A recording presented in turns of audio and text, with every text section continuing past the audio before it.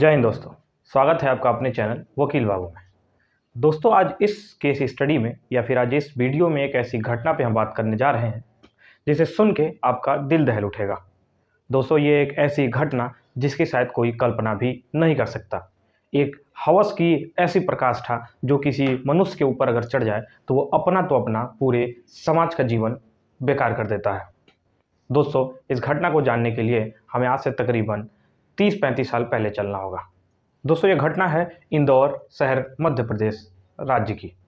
दोस्तों, इंदौर मध्य प्रदेश में सन 1978 में 1 सितंबर को एक बच्चे का जन्म होता है। एक मध्यम वर्गीय परिवार में 1 सितंबर 1978 में एक बच्चे का जन्म होता है जिसका नाम रखा जाता है राजेश विश्वकर्मा। जी हाँ दोस्तों, ये राजेश विश्वकर्मा एक मध्यम वर्गीय परिवार में जन्म लेता है और ये पढ़ाई में भी बहुत औसत विद्यार्थी रहता है, ना बहुत तेज ना बहुत कमज़ोर। वो पढ़ाई करता रहता है। शुरुआत से ही उसका मन जो है बिजनेस में लगता है। शुरुआत से वो हमेशा बिजनेस करना चाहता है। उसके पिताजी का जो काम धाम छोटे व्यापारी रहते हैं उसके पिताजी। जब राजेश की उम्र करीब 15 साल होती है तो वो भी पढ़ाई के साथ साथ अपने पिता का भी बिजनेस संभालने लगता है। जब राजेश की उम्र तकरीबन 18 साल 19 साल की हो जाती है तब राजेश अपना खुद का व्यापार प्रॉपर्टी डीलिंग स्टार्ट करता है। राजेश प्रॉपर्टी डीलिंग में बहुत अच्छा करने लगता है क्योंकि वो बोलने में, लोगों से इंटरेक्ट करने में बहुत अच्छा रहता है। उसका बिजनेस भी बहुत अच्छा चलने लगता है। इसी दौरान वो अपने किसी रिश्तेदार के यहाँ फंक्शन में जाता है। उसी फंक्शन में उसकी मुलाकात एक लड़की से होती है। मुलाकात होने के बाद इन दोनों लोगों में पहले ही मिलन में प्रेम हो जाता है। उसके बाद इन दोनों लोग की चैटिंग होने लगती है। ये दोनों लोग आपस में बातें करने लगते हैं। कब ये चैटिंग, कब ये बातें प्रेम की इस अवस्था में पहुंच जाती है कि दोनों एक दूसरे से शादी करने के लिए भी तैयार हो जाते हैं। दोस्तों, उसके बाद जब इन दोनों लोग का प्रेम पूरी अपनी चरमोत्कर्ष पे पहुंचता है तब लड़की अपने यहाँ पेरेंट्स को बताती है, राजेश अपने माता पिता को बताते हैं।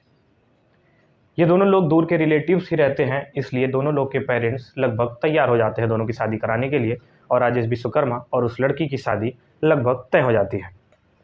15 अप्रैल 2003 को राजेश और उस लड़की की शादी कराई जाती है। इंदौर के एक मैरिज लॉन से इन दोनों लोग की शादी 15 अप्रैल 2003 को हो जाती है।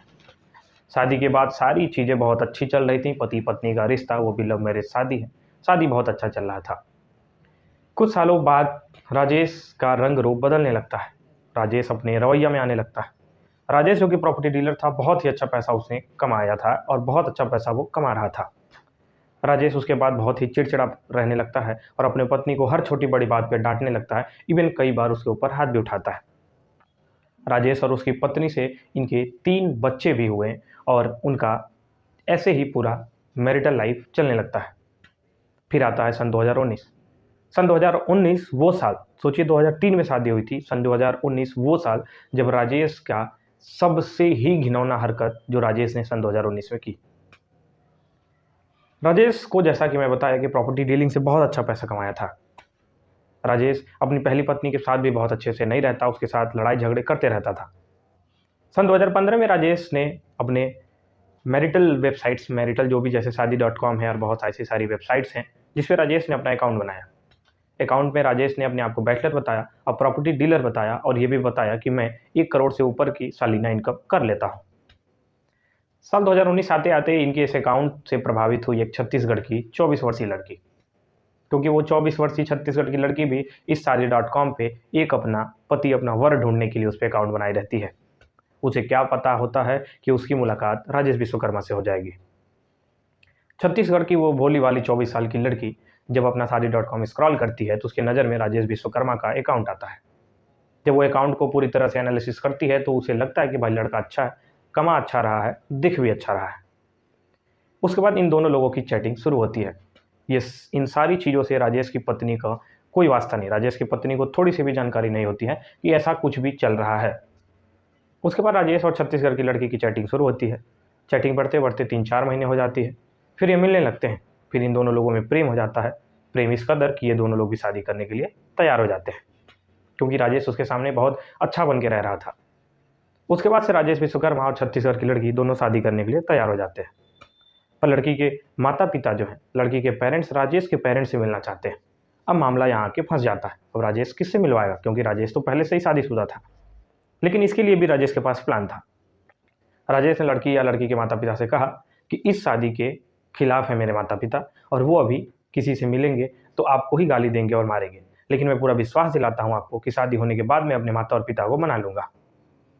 लड़की वाले भी क्यों न माने भाई, क्योंकि लड़के के पास बहुत अच्छा पैसा, लड़का सुबह भी खूब कर रहा था। लड़की के माता पिता ये बात मान लेते हैं और राजेश और छत्तीसगढ़ की लड़की की शादी फिक्स हो जाती है। फिर दिन आता है 24 अक्टूबर 2019। 24 अक्टूबर 2019 को छत्तीसगढ़ की राजधानी रायपुर के एक बहुत ही शानदार होटल से दोनों की शादी कराई जाती है। शादी में लड़की के सारे रिश्तेदार, माता पिता सब लोग मौजूद रहते हैं, परंतु लड़की की तरफ से सिर्फ राजेश के 4 दोस्त मौजूद रहते हैं। राजेश के माता पिता और इनकी पत्नी को तो इसकी भनक भी नहीं थी, इसलिए इस शादी में सिर्फ राजेश की तरफ से इनके सिर्फ दोस्त मौजूद रहते हैं। शादी के 4 दिन बाद ही यानी कि 28 अक्टूबर 2019 को राजेश छत्तीसगढ़ वाली अपनी दूसरी पत्नी को इंदौर लेके आता है। अब इंदौर में वो उसे रखता कहाँ है, यहाँ थोड़ा ध्यान दीजिएगा। राजेश जब अपनी दूसरी पत्नी को इंदौर लाता है तो इंदौर शहर से ही कुछ दूर पे राजेश का फार्म हाउस था। उस फार्म हाउस पे वो अपनी दूसरी पत्नी को रखता है। राजेश का फार्म हाउस इतना लग्जरी कि बड़े बड़े होटल भी फेल थे। इनकी दूसरी पत्नी को वहाँ पूरा लग्जरियस लाइफ जीने का मौका मिल रहा था। वहाँ फर्स्ट क्लास के सारे वीवीआईपी फैसिलिटीज़ थे। उसने अपनी दूसरी पत्नी को वहाँ रखा और इंदौर के ही मेन शहर में इनकी पहली पत्नी और इनके 3 बच्चे रहते थे। कुछ दिनों तक सारी चीज़ें इनकी दूसरी पत्नी के साथ भी ठीक चलती है। उसके बाद राजेश अपनी दूसरी पत्नी का मोबाइल छीन लेते हैं, किसी से बात करने से पूरी तरह से मना कर देते हैं। उसके कुछ दिन बाद राजेश अपनी दूसरी पत्नी के ऊपर पूरी तरह रोक लगाने लगते हैं कि आप कहीं भी बाहर बिना मेरे से पूछे नहीं जाइएगा। और किसी से भी मिलने को भी लेकर राजेश ने अपनी दूसरी पत्नी को पूरी तरह से रोक लगा दिया। दूसरी पत्नी को सिर्फ मोबाइल देते थे अपने घर छत्तीसगढ़ बात करने के लिए, लेकिन जब उसकी पत्नी घर बात भी करती तो वो सामने बैठा रहता था, जिसकी वजह से राजेश की दूसरी पत्नी पूरी डरी और कुछ बता भी नहीं पाती थी। ये सिलसिला चलता था। वो अपनी पत्नी की दूसरी पत्नी को चिल्लाता मारता भी था। यह सिलसिला अपने चरमोत्कर्ष पर तब पहुंचा जब एक दिन राजेश ने एक ऐसी घटना की अपनी दूसरी पत्नी के साथ जो कि शायद कोई कल्पना भी नहीं कर सकता। राजेश अपनी पत्नी को गंदी गंदी वीडियो दिखाता और उसी तरीके से शारीरिक संबंध बनाने के लिए उसे ज़बरदस्ती करता, और अगर वो नहीं मानती तो इसे मारता और फिर उसी तरीके से शारीरिक संबंध बनाता। एक दिन राजेश के कुछ दोस्त जो कि शादी में भी शामिल हुए थे वो इसके फार्म हाउस पे आए हुए थे। राजेश ने अपनी दूसरी पत्नी से डिमांड किया कि तुम बिना कपड़ों के नंगी अवस्था में हमारे सामने डांस करो। जब इसका विरोध राजेश की दूसरी पत्नी ने किया तो ये और इसके दोस्तों ने उसे मारा और उसके साथ ज़बरदस्ती रेप किया। उसके बाद इसके सारे कपड़े घर से हटा दिए और पूरे घर में इसे नंगा ही घुमाया, और उसके बाद से इसे कपड़े पहनने का भी परमिशन राजेश ने नहीं दिया। जब चाहता तब कपड़े पहनने के लिए देता, जब नहीं चाहता तो वो नंगे पूरे घर में घूमती। घर के हर कोने में सीसीटीवी कैमरा राजेश ने लगा रखा था, जिसकी निगरानी वो करता रहता था। उस लड़की का जीवन एक बेश्या से भी खराब उस घर में बीत रहा था। आप उसकी मनोदशा या उसकी स्थिति को अगर एक बार कल्पना भी करेंगे तो आपका रूह कांप जाएगा। इसके बाद दिन आता है आपका 16 सितंबर 2021। 16 सितंबर 2021 वो दिन जब राजेश इंदौर से बाहर गया हुआ था अपने बिजनेस सिलसिले में। 16 सितंबर 2021 को सबसे ही खास मौका था दूसरी पत्नी के लिए। दूसरी पत्नी 16 सितंबर 2021 को वहाँ से निकलती है और तुरंत भागती है और फ़ौरन वो जाती है छत्तीसगढ़ अपने माता पिता के पास। वो अपने माता पिता के पास जाते ही सारी बातें उन्हें बताती है, और उसी दिन छत्तीसगढ़ के नज़दीकी पुलिस स्टेशन पे राजेश विश्वकर्मा के खिलाफ एफआईआर लिखवाया जाता है। पुलिस तुरंत वहाँ से रवाना होती है और इंदौर मध्य प्रदेश पहुँचती है और राजेश विश्वकर्मा को गिरफ्तार करती है।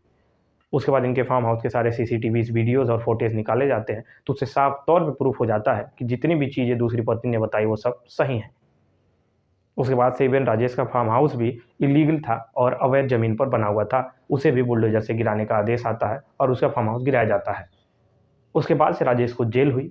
अभी फ़िलहाल उसकी क्या स्थिति है ये किसी सोशल मीडिया या किसी भी न्यूज़ आर्टिकल में पब्लिश नहीं है। हालांकि या तो वो अभी जेल में ही होंगे या फिर जमानत पे वो बाहर हो गया होगा। दोस्तों, ये घटना बताने का मेरा मकसद सिर्फ ये नहीं है कि आपको एंटरटेन हो या फिर सिर्फ एक न्यूज़ की तरह आपको चीज़ें बता दी जाए। हमारा मेन मकसद ये है कि आपको इससे जागरूकता आए, और आप इस वीडियो को ज़रूर शेयर करिएगा दोस्तों, ताकि किसी न किसी को इससे फ़ायदा मिले और कोई आसानी से किसी के चंगुल में न फंसे। ऑनलाइन वेबसाइट के थ्रू शादी करना कितना खतरनाक हो सकता है उसका ये एक जीता जागरा उदाहरण है। दोस्तों, इस वीडियो को बहुत ज़्यादा लंबा ना करते हुए इस वीडियो को यहीं समाप्त करते हैं। फिर मिलते हैं आपसे एक नए केस स्टडी के साथ, और हम आपसे उम्मीद ये ज़रूर करेंगे कि आप इस वीडियो को शेयर ज़रूर करिएगा दोस्तों, क्योंकि मैं ज़रूर चाहता हूँ कि अगर इस वीडियो से एक लोग को भी लाभ हो तो मेरे वीडियो बनाने का मकसद पूरा होगा। जय हिंद दोस्तों, फिर मिलते हैं एक नए केस स्टडी के साथ।